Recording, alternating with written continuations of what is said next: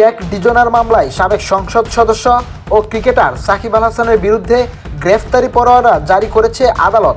আজ ঢাকার additional chief metropolitan আদালত এ আদেশ দেন। আইএফআইসি ব্যাংকের চেক ডিজনার মামলায় সাকিবকে গ্রেফতার করতে পরোয়ানা জারি করা হয়। গত বছরের 15 ডিসেম্বর সাকিবের নামে একটি চেক জালিয়াতির মামলা হয়। মামলার নথি থেকে জানা যায়, সাকিব সহ 4 আসামির বিরুদ্ধে 4,14,57,000 টাকার চেক ডিজনারের মামলাটি দায়ের করা হয়। ব্যাংকের রিলেশনশিপ অফিসার সাহিবুর রহমান বাদী হয়ে আদালতে এ মামলাটি দায়ের করেন। এর প্রেক্ষাপটে 18 ডিসেম্বর সাকিব আল হাসান সহ 4 জনের বিরুদ্ধে সমন জারি করে আদালত। এ আদেশের মাধ্যমে সাকিব সহ মামলার আসামিদের আদালতে উপস্থিত হতে নির্দেশ দেওয়া হয়েছে।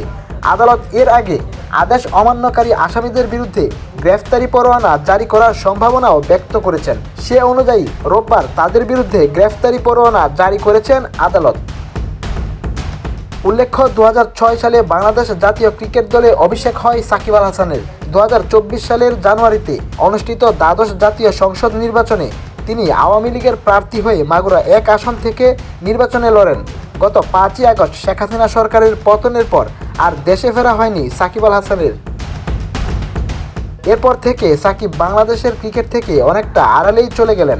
আন্তর্জাতিক ক্রিকেট থেকে অবসরের ঘোষণা দিয়েও মাঠ থেকে আর অবসর নেওয়া হলো না সাকিবের।